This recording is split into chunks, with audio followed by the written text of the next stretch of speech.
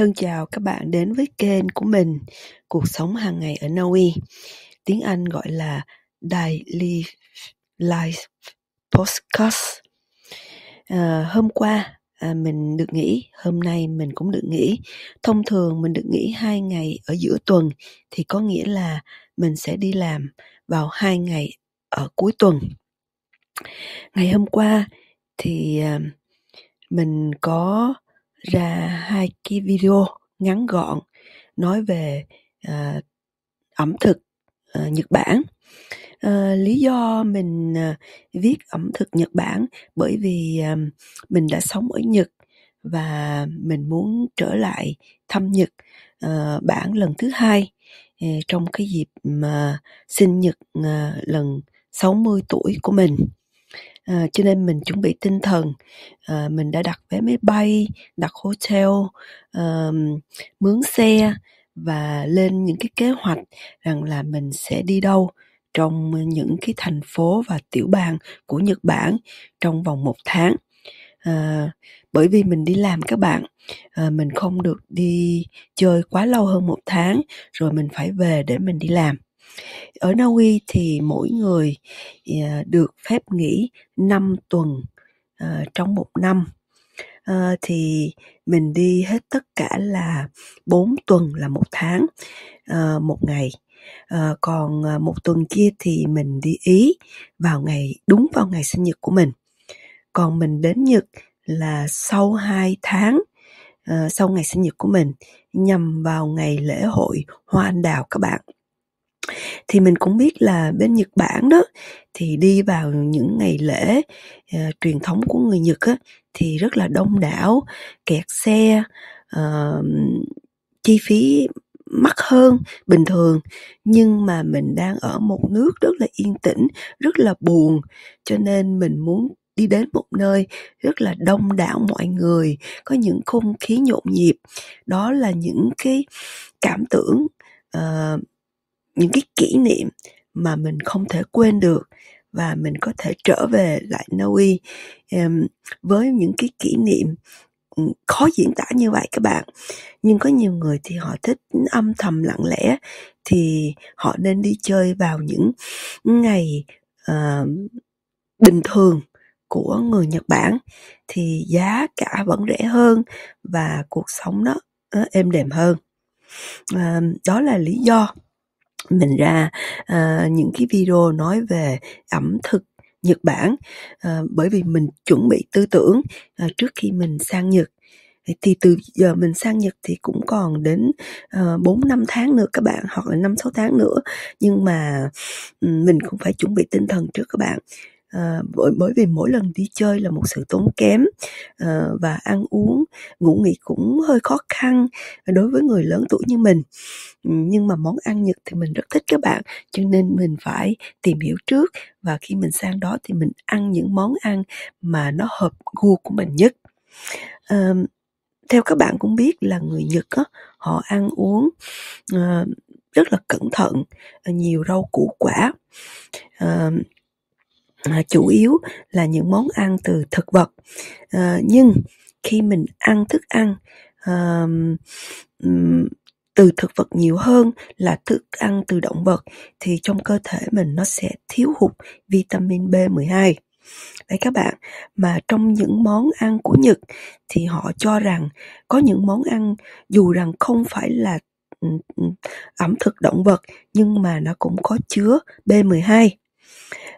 Nhưng mà cái B12 đó nó chỉ là tương tự thôi các bạn, nó là tương tự B12 thôi mà cơ thể không thể sử dụng được. Thì trong một số trường hợp mà các chất tương tự này có thể ngăn chặn sự hấp thụ B12 thực sự. Ví dụ một số loại tảo và rong biển ăn được và được cho là có chứa B12. Đấy, thì người Nhật các bạn biết là họ hay ăn các loại tảo và rong biển, và họ cho là trong đó có chất chứa B12. Nhưng mà cái lượng chất B12 đó là lượng chất B12 tương tự mà cơ thể không thể sử dụng. thì mình nhắc lại, trong một số trường hợp, các chất B12 tương tự này có thể ngăn chặn sự hấp thụ B12 thực sự. Đấy, cho nên hôm nay mình ra một cái video tập 1 nói về vitamin B12. Đó là lý thuyết mà mình cũng liên kết với thực hành. Thì mình có đi bác sĩ, thì mình có nói với bác sĩ triệu chứng của mình là mình hay chóng mặt và mình hay quên, và có đôi khi mình cầm những cái món gì trên tay, mình đã chú ý là mình đang cầm và nắm một vật gì đó, nhưng có đôi khi nó bị rớt các bạn. Đó, mà mình thiếu cái sự kiểm soát khi những cái công việc mình đang làm. Đó, thì bác sĩ cho mình biết là 1 là mình thiếu ngủ, 2 là mình thiếu vitamin B12, 3 là mình thiếu vitamin có chứa chất sắt các bạn. Thì mình nghĩ rằng là mình bây giờ lớn tuổi rồi, mình không có kinh nguyệt nữa, thì mình đâu có hao hụt cái lượng máu các bạn, thì mình đâu cần phải bổ sung cái chất sắt. Đó, cho nên mình nghe lời bác sĩ nói như vậy, nhưng mà mình không có cho đó là điều quan trọng các bạn. Rồi mình về mình cũng chẳng có mua thuốc vitamin mình uống, nhưng mà bà ta nhắc đi nhắc lại cho mình rằng là nên dùng vitamin B12 khẩn cấp trong vòng 3 tuần. Rồi sau đó thì cô muốn tạm dừng hay là uống ít đi thì tùy ý cô. Nhưng mình về mình cũng tìm kiếm vitamin B12, thì vào thời điểm đó cũng khó mua các bạn, nhưng mà bây giờ thì rất là dễ mua. Thì lúc đó mình có uống thì mình cũng cảm thấy là cơ thể mình nó trở lại hơi bình thường, nhưng mà mình cũng nhận thức rằng là nó không được như thời mình trẻ trung. Nhưng mà dạo sau đó thì mình dừng đi một chút, thì dạo sau này thì mình lại cảm thấy mình hay mệt mỏi. Có lần mình bị cảnh sát chặn lại là nói rằng là mình lái xe không được thẳng hướng. Đấy, và mình bị mất bằng lái xe và mình phải học lấy bằng lại. Thì mình nghĩ chắc có lẽ là mình thiếu ngủ. Thì mình dạo sau này mình cố gắng ngủ nhiều, có lần mình ngủ từ 8 tiếng tới 10 tiếng đấy các bạn, nhưng mà mình vẫn thấy cơ thể mình nó có một cái gì không được khỏe. Thì mình chợt nhớ lại lời bác sĩ nói, thì mình đi mua thuốc, mình không phải thuốc, mình mua vitamin B12 và mình lựa cái loại mà cái viên lớn nhất và cái trọng lượng nhiều nhất. Đó. Thì khi mình dùng cái loại vitamin B12 này thì mình thấy lại mình lấy lại sức khỏe gần giống như trẻ, chứ không được như thời trẻ. Mình có một cái sự kiểm soát tốt hơn trong cái thời gian mà tệ nhất, có nghĩa là tốt hơn trong thời gian tệ nhất, và mình cũng cảm thấy vui vẻ hơn. Mình ăn cũng thấy ngon miệng hơn đấy các bạn. Cho nên mình muốn chia sẻ cho các bạn một cái đề tài từ trong một cuốn sách viết về vitamin B12 cho người ăn chay. Có nghĩa là có nhiều người họ gần như ăn chay trường, hoặc là họ không muốn lên ký, hoặc là những người họ nghĩ rằng là ăn trái cây rau củ quả tốt hơn là ăn ẩm thực động vật. Đấy các bạn, thì có nhiều đề tài như vậy rất là trôi nổi trong mạng. Nhưng mà khi các bạn có những cái khái niệm như vậy, ăn uống như vậy, thì các bạn sẽ thiếu đi cái vitamin B12. Thì tiện đây mình cũng đọc cái cuốn sách này cho các bạn biết rằng là vitamin B12 cho người ăn chay nó quan trọng như thế nào. Thì đây, mời các bạn đón nghe. Vitamin B12 cho người ăn chay. Podcast này đề cập đến chủ đề quan trọng về việc bổ sung vitamin B12 cho những người theo chế độ ăn chay. Podcast này nhấn mạnh tầm quan trọng của dưỡng chất thiết yếu này thường bị thiếu hụt trong chế độ ăn thuần chay và hướng dẫn người nghe các chiến lược bổ sung hiệu quả. Podcast này nhấn mạnh rằng thiếu hụt vitamin B12 có thể dẫn đến các vấn đề nghiêm trọng về thần kinh và huyết học. Do đó, việc lựa chọn chế độ ăn uống và bổ sung hợp lý là vô cùng quan trọng đối với người ăn chay trường.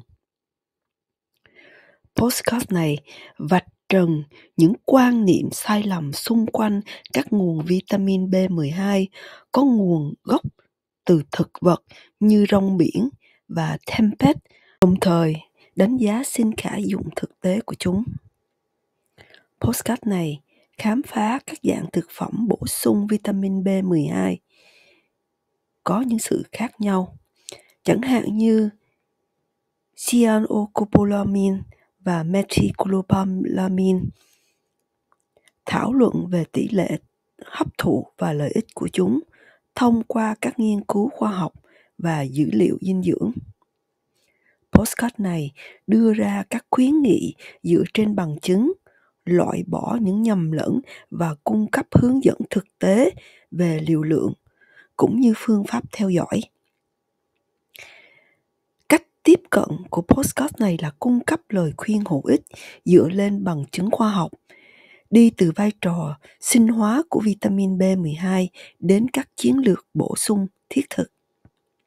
Điều này khiến nó trở thành một nguồn tài liệu quý giá cho người ăn chay trường, những người đang cần nhắc đến chế độ ăn thuần chay, và các chuyên gia chăm sóc sức khỏe đang tìm kiếm một hướng dẫn toàn diện về vitamin B12 trong chế độ ăn thực vật.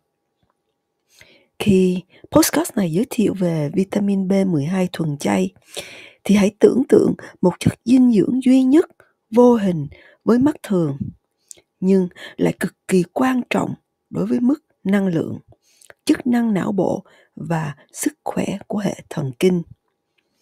Chất dinh dưỡng đó là vitamin B12 và đối với người ăn chay trường.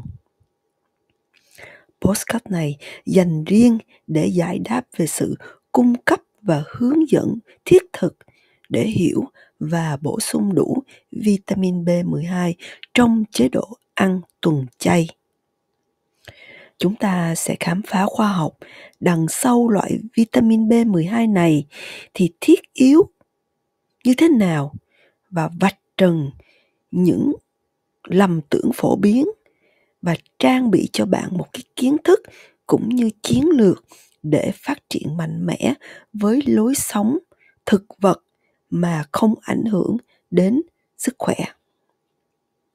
Vai trò quan trọng của vitamin B12 còn được gọi là cobalamin, là một vitamin tan trong nước, đóng vai trò quan trọng trong một số chức năng thiết yếu của cơ thể. Nó không chỉ là một hợp chất mà nó tham gia vào vô số quá trình.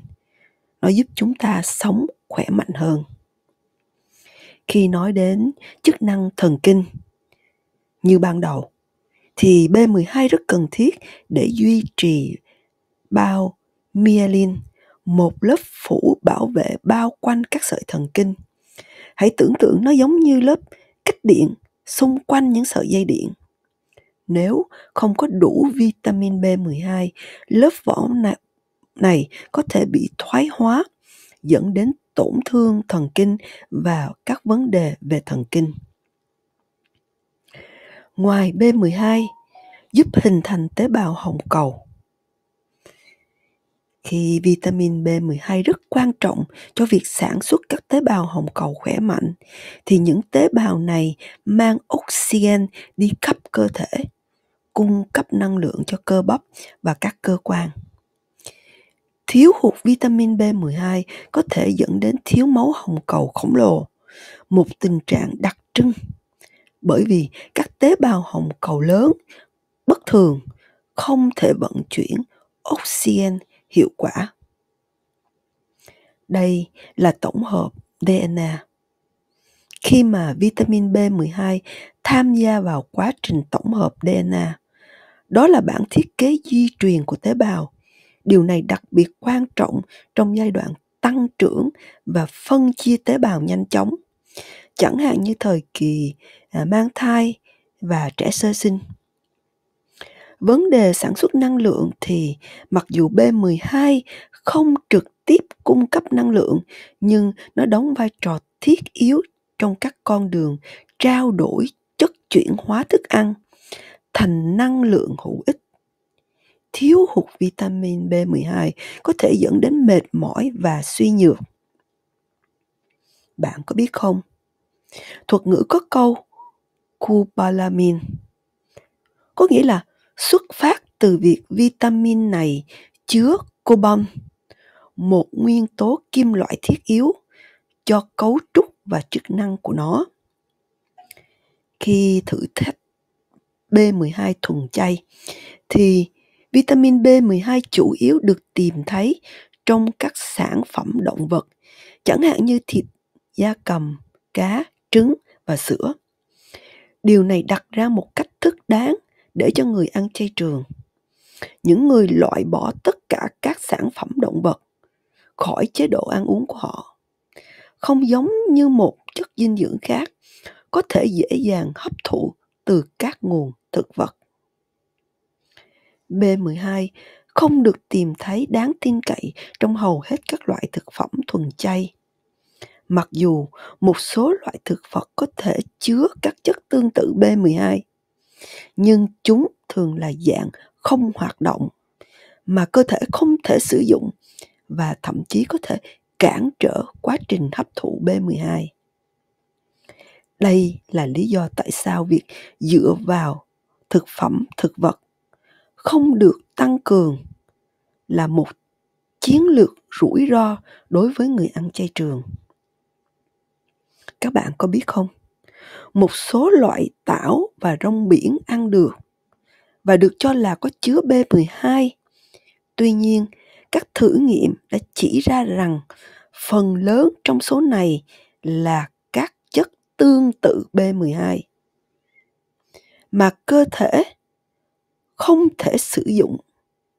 Trong một số trường hợp, các chất tương tự này có thể ngăn chặn sự hấp thụ B12 thực sự. Thì cái bài viết này mình tạm dừng nơi đây. Mình cho rằng cái đề tài này của tập 1 và mình sẽ cố gắng dành thời giờ để ra tập 2 vào ngày mai cho các bạn đón nghe nhé.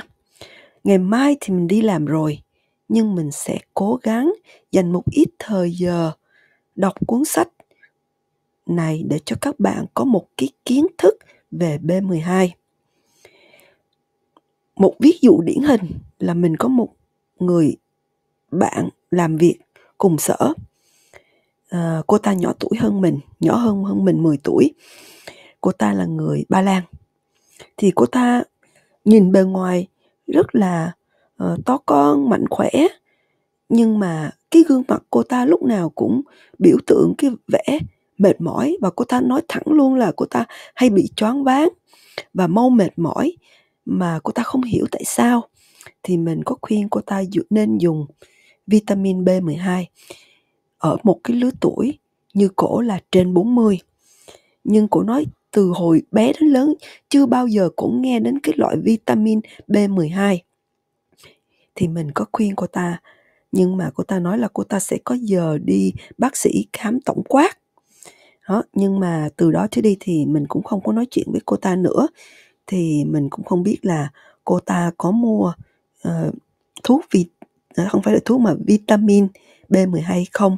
Bởi vì cái vitamin B12 này cũng không rẻ các bạn. Nếu mình mua một cái viên hơi to với một số lượng lớn thì cũng hơi mắc đó các bạn. Đấy. Nhưng mà viên to như vậy thì có đôi khi mình uống mỗi ngày, có khi thì mình uống cách một ngày các bạn. Hôm nào mà mình cảm thấy mệt là mình biết rồi đó, là mình thiếu vitamin B12 đó.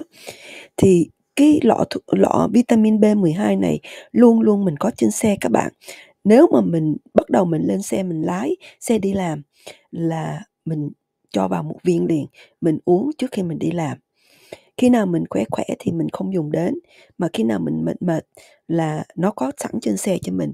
Khi mình bắt đầu đề ba lái xe đi là mình cho một viên vào cơ thể của mình. Đấy các bạn, thì đây là tập 1. Đây là cái tập nói sơ lược để các bạn hiểu B12 nó có hiệu quả như thế nào. Nhưng sẽ đi sâu xa vào hơn nữa thì là mời các bạn đón nghe vào những tập kế tiếp. Chào tạm biệt nơi đây và hẹn các bạn vào những video kế tiếp. Bye bye!